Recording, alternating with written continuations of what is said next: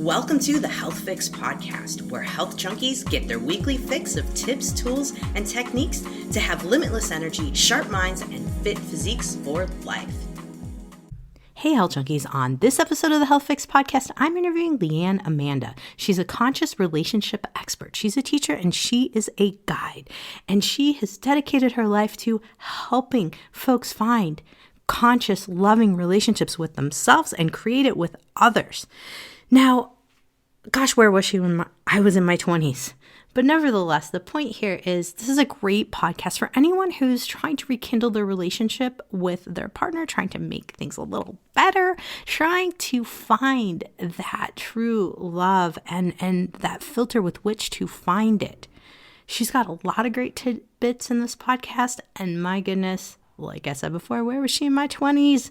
So whether you are back out in the dating field, whether you are looking to spice up your current relationship, looking to just really enhance the one that you have, this podcast is for you. So let's introduce you to Leanne Amanda.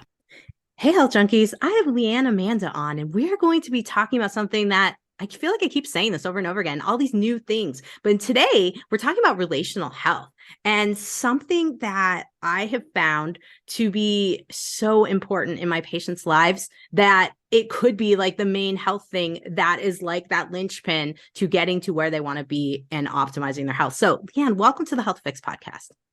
Thanks for having me. I'm excited to be here. So before we hit record and we had a little session of chatting, we had talked about just relationships as a whole and how, as women, sometimes we have this thing of being chosen and having someone choose us in a relationship, but then we really don't tap into that concept of having say about it. And I'd love to dive in to that and talk about how we set ourselves up for relationships that might not be the most ideal when we have this concept of choose me versus I choose them. I know it's a loaded question, but let's dive into that a little bit. Yeah. So first, there are so many things that feed into this, and I know I'm going to end up going on a rant that's going to cover a lot of colors of this situation. But I think as you know, I've been doing this for 7 or 8 years now. And what I have come to see is that I don't know if I can make a generalization based on gender, but what I can say is that sometimes, depending on where we come from, our familial background, or whatever childhood we had, or what experiences wounded us, we are seeking the experience of being chosen. We are seeking the experience of being enough, being loved, belonging. There's sort of like all of these different flavors of core feeling we want to feel, or this experience we want to have that may have been the core thing we didn't experience, that we go out and search for out in our romantic lives. And we all know that our family really sets us up for how we do relationship, right? That's textbook. But what this is about is the core feeling you are searching for that you didn't get as a child. And for those of us who go out into relationship, and then experience on dates or what have you, where somebody chooses us, it can be so fueling and feeding and soothing to the soul, the wounded part of our soul that needs that we actually don't question as much if we want to be with that person or not. We just want to feel loved. We want to feel loved that way that we've been craving. So this really is about a deep underlying craving that we have from a lack or a missingness from our childhood. That makes sense so far? Absolutely. Absolutely. I can see some parallels in my life for sure. For sure. Yeah. I have no idea what we're talking about. I've never done this in my life, but anyway. No, I'm kidding. But, and so one of the things that ends up happening is the experience of being chosen is intoxicating. So one of the things I talk about in my coaching and talking about relational health is talking about emotional sobriety. So emotional sobriety is the ability to separate yourself from the core wounds of your upbringing so that you can be the adult in relationships you're meant to be.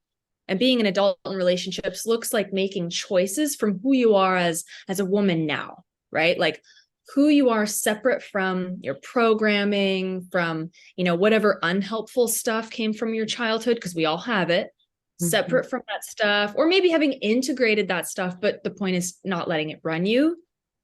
Who from adult, powerful woman now are you choosing to be with, and who are you choosing to be? That's emotional sobriety. Yeah.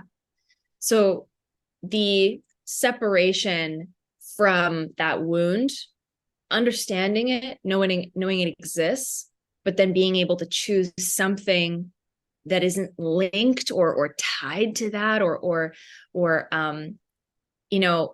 you can have for survival mechanisms, or they can have you. Yes. Like everybody has survival mechanisms, but a lot of people are totally had by their survival mechanisms. Their survival mechanisms have their way with them.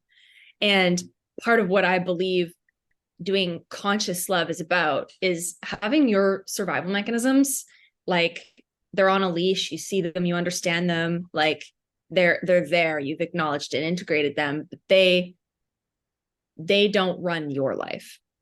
And when you let somebody choose you without choosing them, that's just one way a coping mechanism can run your life. So that kind of feeds us into the other thing we kind of talked about too, is like being lazy with love. And, doing that whole concept of like, well, they chose me, so I'm going to go along that way. I'm just going to follow the path. Well, lazy love can just look so many different ways, right? It can look like, oh, this person chose me and now I get to coast in this love rather than heal my wounds. Or it could be, yeah, like, I've been with this person for a long time and like, I know them and there's nothing new I could discover about them. They are who they are. Or it could look like, yeah, like this person knows that I love them, so I don't need to compliment them. I don't need to do that extra little nice thing for them. They know I love them, right? There's so many little ways that we get lazy with love, including the being chosen dynamic. That whole concept you just mentioned about, oh, they love me, I don't really need to do anything. I wonder if that is somewhat what leads us into the state that we are right now as we get older, as we get into menopause. We've been married to someone for 10 plus years, and I'm talking about all of us ladies who, myself, I've been married 12. It's that state of like comfortableness in addition to lazy. And like, oh, I'd love to hear, I guess where I'm going with this is I'd love to hear how we can spice things up a little bit to come out of lazy and have folks step out of their comfort zone a little bit. Okay. So there are two routes I can go about this. There's the deep route and the shallow route. I'm going to go both.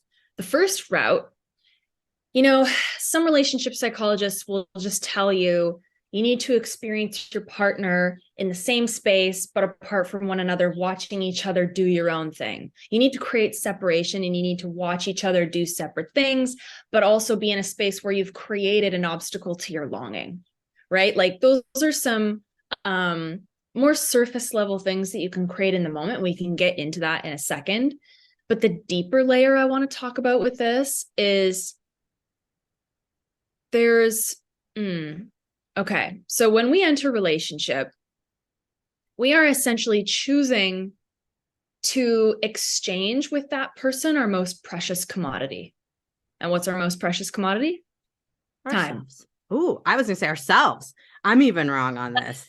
That's true. But with ourselves comes our time. They're very linked, right? And yes, you're right. Absolutely. Also, we are like this valuable thing that we hand over. So yes, I agree with you. That gets to come into this. But when we give our time, that's something that we can't reverse, right? And something that I find so interesting is that human beings, we kind of forget about time. Like we kind of forget that time is really passing us by. And we forget that when we choose somebody, we are actually, especially when we marry somebody and we exchange vows, we say, I'm actually going to see to it that your life is going to be what it's going to make you happy. Like your life is going to be what you want it to be. Right? Nobody thinks about this, but really when you check in, how many people on their wedding day are thinking like, I hope that the moment, like right up until the moment my partner dies, that they just feel filled up and that they are getting what they need, right? Versus like they're on their wedding day and they're like, I hope we're happy. I hope we make it. Right. It's just, or even like, shit, like only one person forever. What's that going to be like? There's so many different ways that we can have these like internal monologues go on when we think about committing to somebody. And for the people who want to spice things up, I encourage them to tap into, what was it? And maybe it's changed over time because our needs change over time. What did your partner say when you asked them how you could make them happy? What did your partner say that would really make them fulfilled in this life? What is on their bucket list? What haven't they done yet? You are the co-steward of their one precious life. And are they happy? What are you doing about it? This is the question that always brings me back to whether it feels dull or mundane, or even if we're in a conflict, with my partner, it's like, how can I come back to the ultimate truth, which is that time is finite, and let that guide how I relate to my partner?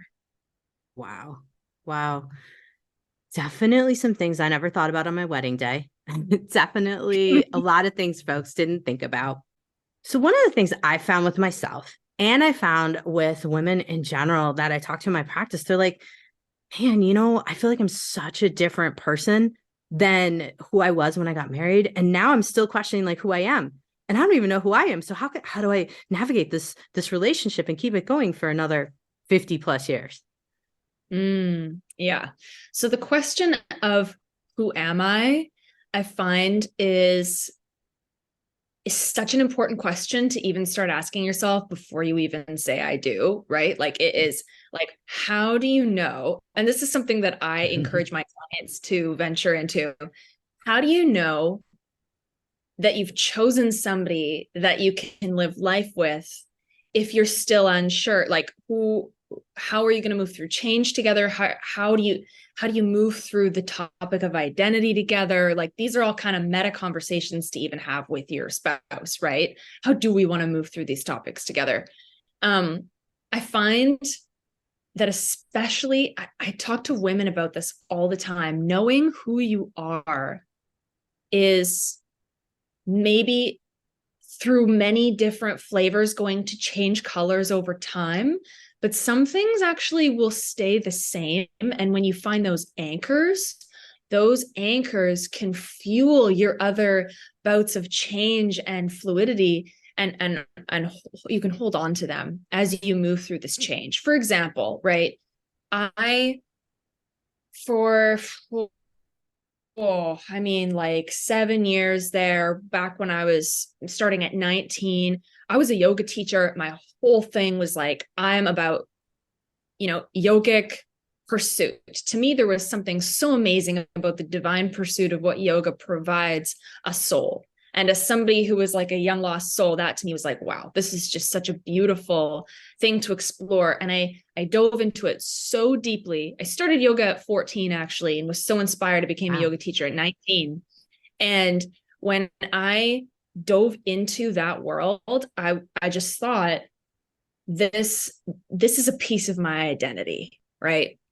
And then when I did my psychology degree, there was so much that like I was the one in the after hours labs having electrodes on my head being tested on for extra credits. I was the psych geek, right? Like I loved that. And then when I became a coach and realized like I love evoking the best in people, that was something that I also identified with my identity. And so I switched into that. I thought I was going to be a therapist. I became a coach instead. Like there have been so many shifts in my quote unquote identity. Yeah. But when I ask myself, what is the steady anchor for all of those things? There are some things that are unchanging. I'm a stand for love for self and other. I'm a stand for greatness. And I'm also a stand for empathy. Those are three things that for me will never leave my identity. And maybe I'll go through some hard things that will test those values and test those pieces of my identity. But ultimately, if I know that I choose to come back, they're always there. They're always my values, right? So for women who are, asking themselves, who am I? And I'm changing now. How do I navigate being this new person with my partner?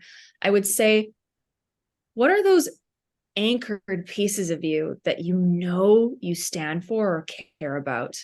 I truly believe that all women are an expression of love. I truly believe that all women care about love, and that if the world was entirely left up to women, community-based love and thriving would just be like all over the place. Like I truly believe that. And so there is such a beauty to the way woman is, right? That for me is so linked to love and empathy that and that's the potential of us, right? As a people, I'll say, that I believe that all women can tap into that. They can say, whether they're like, it doesn't matter what their personality is like, but there is always something that they care about deeply or would fight for or would stand for. And it usually is fueled with love. So that can always be tapped into. And maybe it's not that. Maybe your anchor is creativity, right? Like whatever it is, pick it and it's beautiful, whatever it is. And then once you know what your anchor is, that can help you still relate to when you and your partner are connecting. That's your basis.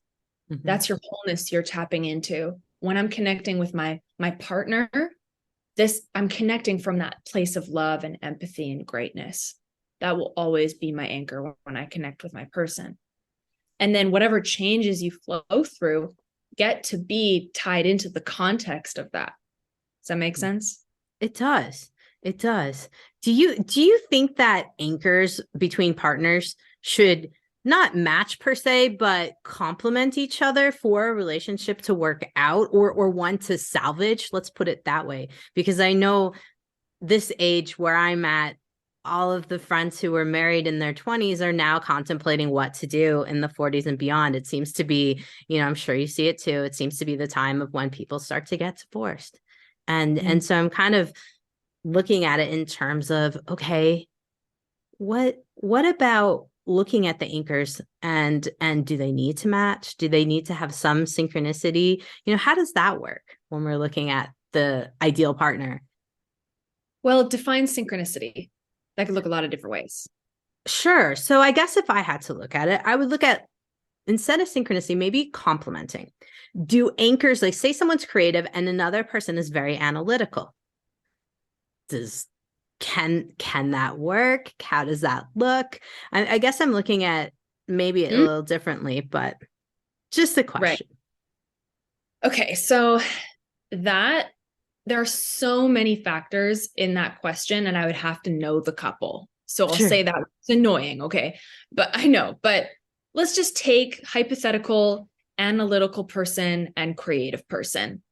If I were to ask about the hidden dream or the deeper craving of both of those people, one of them might say freedom and one of them might say truth, right? One of them, let's say the analytical person is tirelessly analytical because what they care about is always unearthing the truth, right? That like for them, their value is truth. And the creative person is always creating and expressing so that they can reach freedom. They are seeking freedom. My question is, how can truth and freedom nourish each other?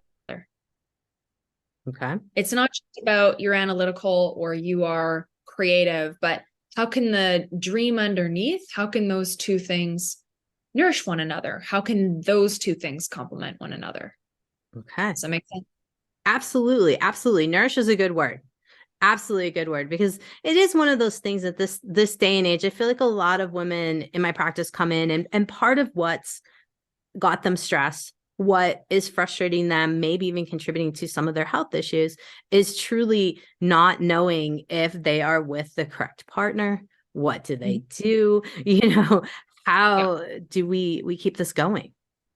Yeah. Okay. So again, two ways I can answer here, and I'm always going to give both. Mhm. First is that I teach something called the art of filtration, which I named it that way because when we choose our life partner, what we're really doing is we're filtering through whether or not, like, who's passing our filter, who gets through our filter, and ultimately, what is our filter? What makes up our filter? What makes us say not this person and yes, this person? And when we get into the question of filtering, that's when we have an opportunity to be bold and ask interesting questions. So I encourage my clients to ask their dates, like right from the get-go, questions about what they want, questions about their family, questions about, how they handle stress.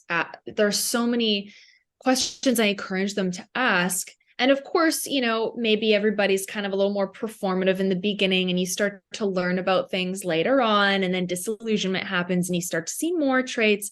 But ultimately, you are still dating through the lens of, what am I really learning about this person now? What real questions am I asking? So whether, let's say, a current client of yours reflects on how they chose their partner. How selective were they? What went into choosing their partner? What did they want to know about their partner? And they asked, or they didn't ask. These are some places for them to reflect. And if they realize there's a depth there that they haven't gone into with the partner they chose, might be time to ask those questions, right? It might be time to renew. Esther Perel says she's been married to the same man like 5 times because she just keeps creating a new marriage with him, and they keep changing, and then they keep renewing, wanting to be together, but that they know that marriage is going to look different, right? So, for example, when she became a mother, their dynamic was different. So now they're in a different marriage. Maybe when she went through menopause, now their marriage looks different because there's a different dynamic, right? There are so many spaces to move through where you can verbally say, let's renew this, rather than kind of let it just keep going and chugging along with no verbal acknowledgement of that. I like the multiple marriages. I could see that, different transitions in life, different, things happening. Absolutely. So of course, you have a filtration course, and I'm wondering, like, in the back of my mind, I'm like, could everyone take that? Not just folks who are dating? Because in one side, the dating is like, okay, I know a lot of people at this stage in life might be looking into dating, but then also, like you said, you could keep asking the questions and maybe have a set of like filtration questions that you ask at any point in your marriage. Do you have those? Well, I think that it's important to ask any of the filtration questions in my ebook, like whether you're married or not, even just to, like, your partner may answer those questions today differently than they would have when you first started dating anyway. Right. So because they, you grow and evolve. So even if they seem like kind of new to each other questions, you can get creative in how you answer them. And the other side that I was going to respond to, one was like, okay, there's the filtration part before you choose a partner. And then if you're already married and you're wondering whether to stay, sometimes it really is just about getting in touch with what you need and communicating it and allowing for the space to be that you guys have changed. You could literally go to your partner and be like, hey, babe, so we've been together for 2 decades now. I love you. I'm noticing some changes. Are you noticing some changes in yourself? Like anything, like personality changes? Are you like noticing anything different? Your partner might be like, I don't know. And you can be like, well, I'm noticing some changes, and I'm wondering if we can talk about how we can mold or like create newly some understanding of what we need to make each other happy and to get along even better as time goes on. Are you open to that? Your partner would probably be like, cool. Like, what's your partner going to say? No, I don't want to communicate my needs. Like, then that would be a very telling thing. Like, that would be an interesting situation. But like, generally, if you go to your partner and you say, hey, I'm noticing some changes. I'd love for us to become even more connected and look at some of the ways that we can start to meet each other in new ways. How does that sound to you? Like, generally, when a partner earnestly comes to you like that, it would be very telling if your partner didn't respond positively to that, which is another whole topic, which is how do you and your partner welcome change? Whole other thing. Yeah. No, I mean, obviously, if there wasn't some openness in that department, that's a red flag. That would be not what we would hope for, not what we would hope for, but definitely something to consider in terms of, okay, now what do we do? And what would be the next steps from there, for sure. Yeah. And again, so my mind always comes from foundation, always thinking about the roots up. We always have to like be on cement before we do anything, right? Like if you're on like a needle or you're just on some really, really shaky foundation, everything is questionable. Your decisions, your thoughts, your emotions, it's all kind of like it's less clear than when you have a strong foundation. What I mean by that is, are you taking care of yourself? Are you, taking care of your health? Have you been exercising and getting good sleep and eating well lately? Like, these are all the foundational things that if those aren't handled and you're starting to think like, oh, my partner doesn't get my needs met and we're unhappy, that also is interesting, because if you're not taking care of you, if you're not making you a priority, where is that playing out in your relationship? Where is that translating to you being unhappy? Right? So you being responsible for all of your well-being, emotional, mental, physical, all of it, that's the beginning of being able to see the dynamics of your relationship. No, I think it's huge to take the responsibility for what's on your end versus kind of projecting everything onto the other person. It's unfortunately, I see it often. It is a thing, but I think it is important to say that.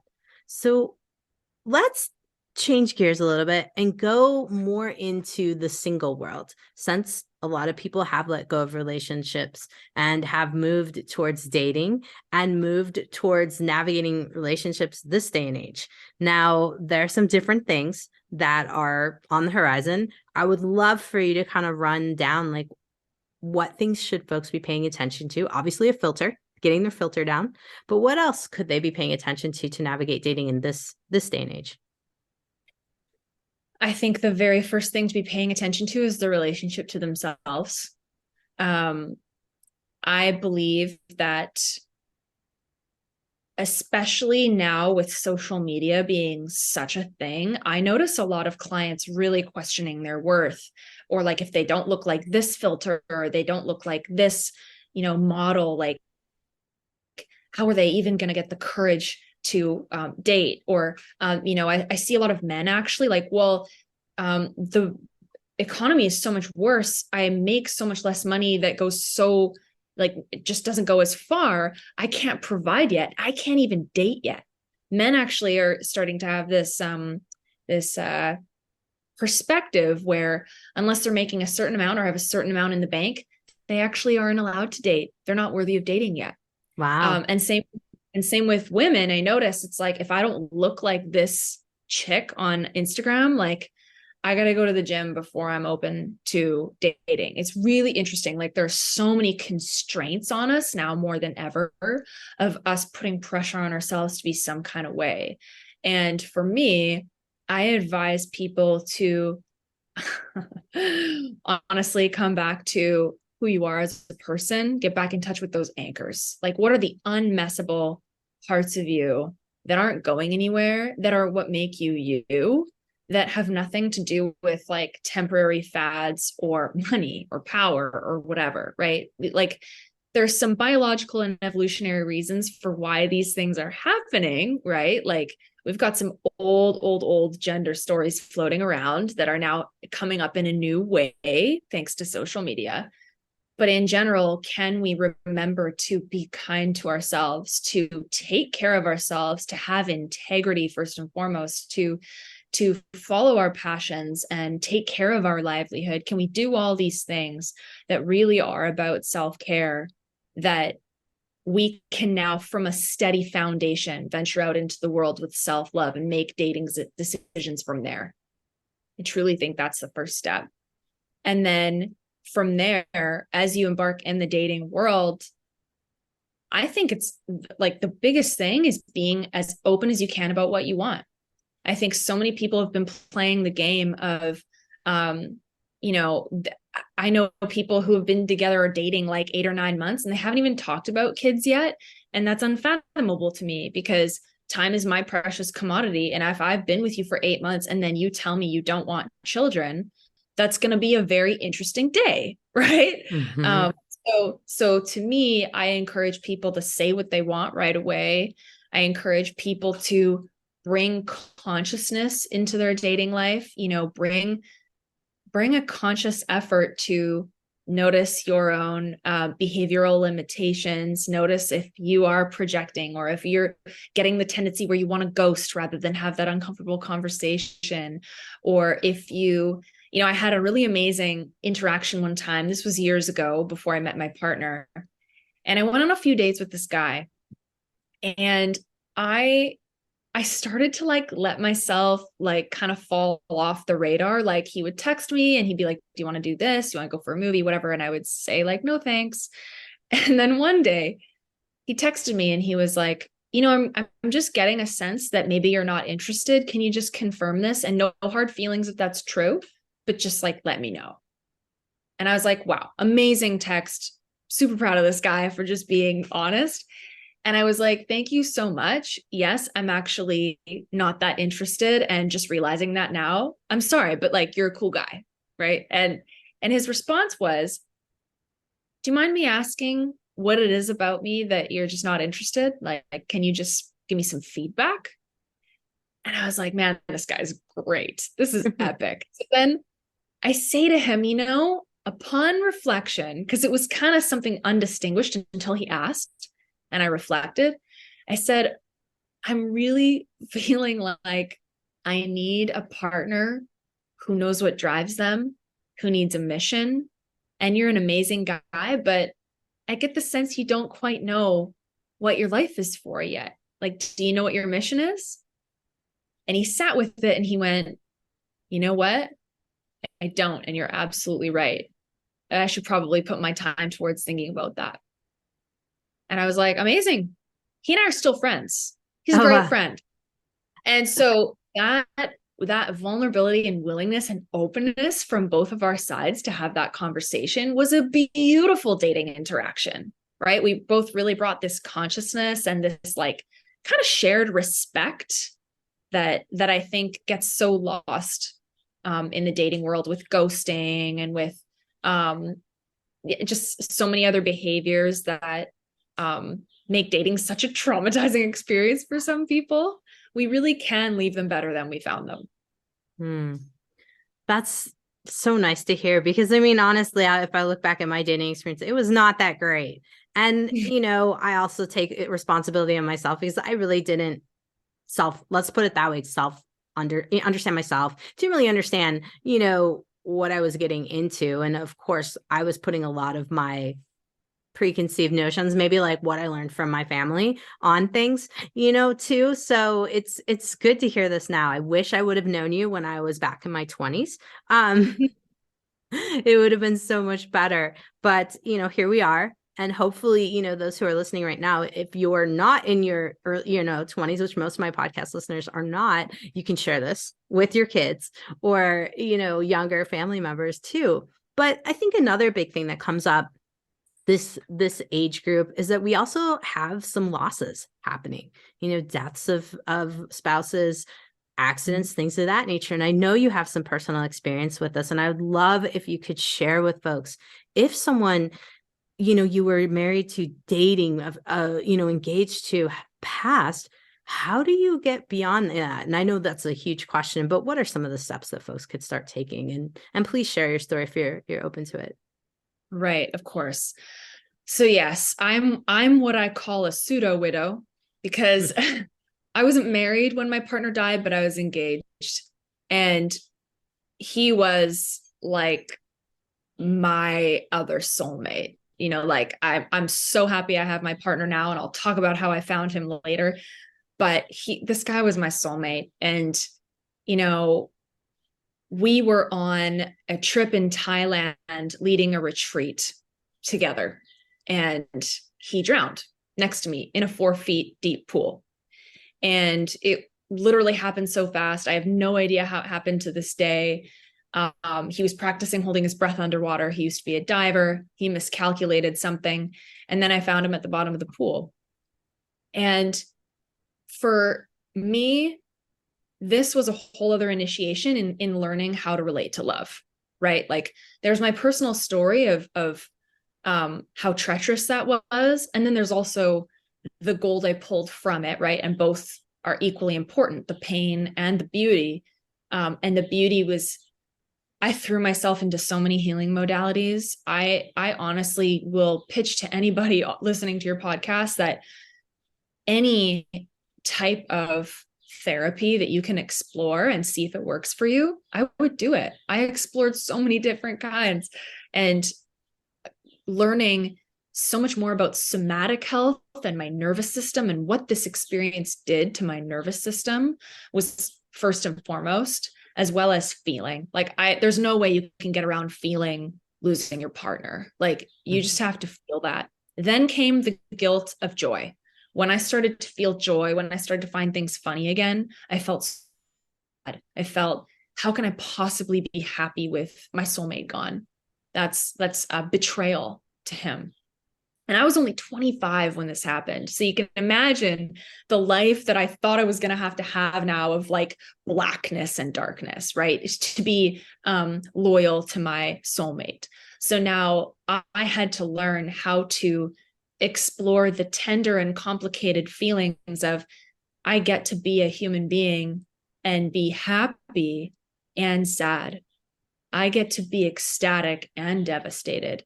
And that sent me on a whole exploration that had me actually live in like 13 different countries over 4 years of, how can I hold all of life's feelings?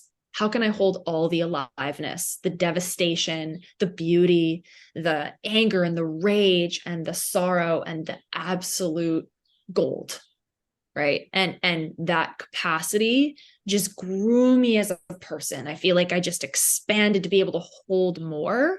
And being able to hold more, I think, is one of the initiations that grief gives you, is being able to just hold so much more of what aliveness is. And eventually, I will say that when your partner passes, you will either have a tendency to fill the hole right away or completely shut down, right? And you will either be like, okay, where can I experience some semblance of love? Like I know a woman who 2 weeks after her partner had passed, she got into a new relationship, right? She was like, oh my God, I need love, right?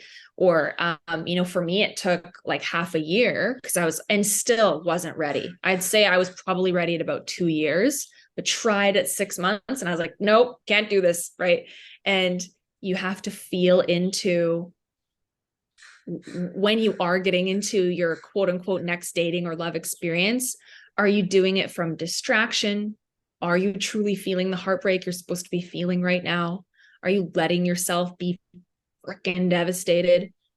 And then when do you say that your body, your nervous system has come back to some semblance of wholeness that you can then, again, show up in a new relationship, not comparing to the old, but being with the new? Mm-hmm. So complicated, so many things going through your mind, knowing which direction to go. It's incredible. It's incredible. So How did you find your partner now? Tell us that story. Okay. So, well, I live a couple minutes away from one of my best friends. He's also a naturopathic doctor. And he is like the greatest catch.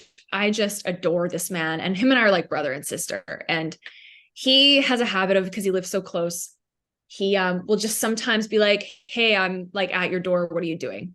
And on this particular day, he showed up. He's like, hey, have you had dinner yet? And I said, actually, I'm done cooking dinner. Just come on up. And he was like, sweet.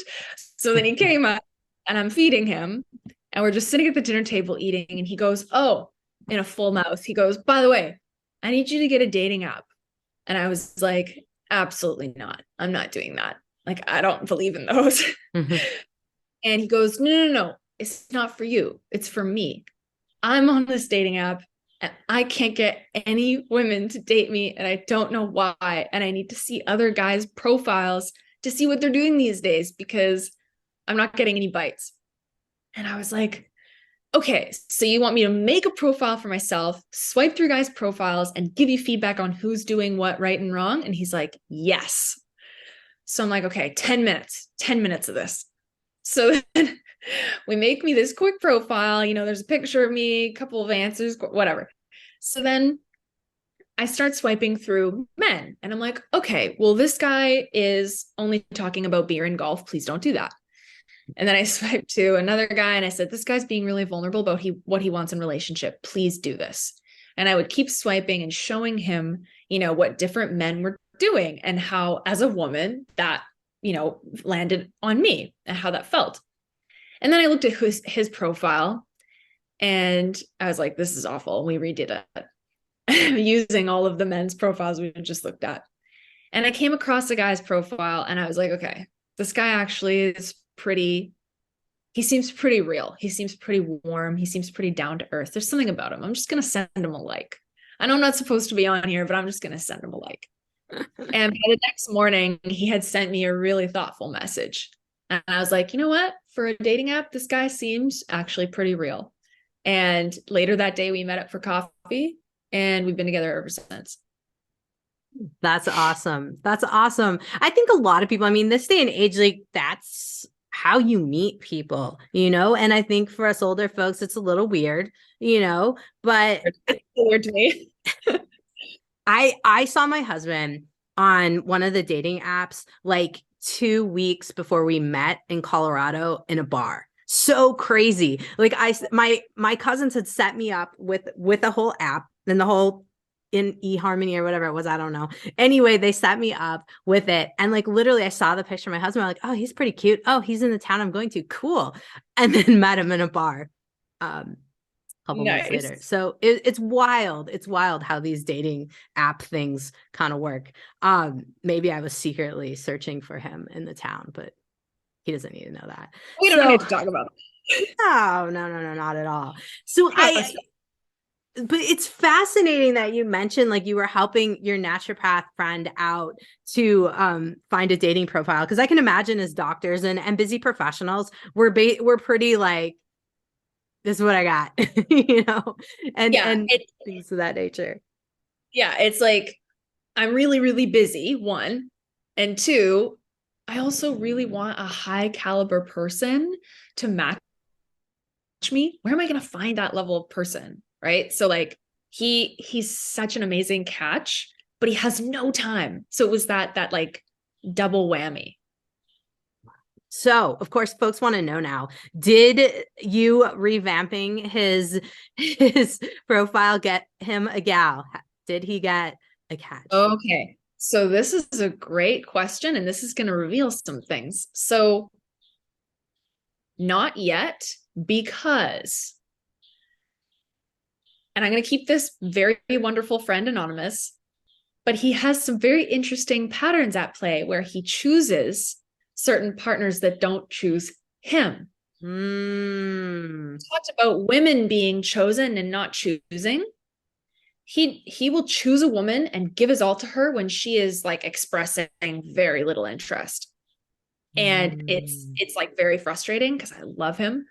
And it just goes to show that no matter how beautiful your dating profile is, if you are letting your survival mechanisms run you, your relationships will not work. Right. So he's on the other side. So he's choosing, and he is dealing with and actually letting himself not be chosen as he gives. He gives, he's like, here's a gift. I want to take you out, but he's not receiving it. So what is it in him that wants to so badly give without the need to receive? That's where I would ask him to look. Right. So yes, dating profile, great. However, the patterns are still at play, baby. And so I think this is a great way to sum up our whole podcast, is looking at those patterns, because ultimately, whether you're in a relationship, you're single, you've lost someone very close to you, and you're trying to navigate this whole world of dating again, if you're not right with your patterns, nothing else is going to balance out. So it makes sense. It just makes sense. Yeah, it all comes down to the patterns. The biggest form of self-care is self-understanding. And the more you can understand the depths of how your organism works without your consent, the more you can turn it into being in your consent and in your favor and in your choice. And that you bring that into your relationships. So, I mean, it's valuable information. Where were you when I was 20? Dang it. But Leanne, I guess the biggest thing that folks are going to be asking me now is like, okay, so how do we explore in ourselves? How can we work with you? You know, tell us about that filtration course we talked about. Give us the scoop so folks can dive deeper into this.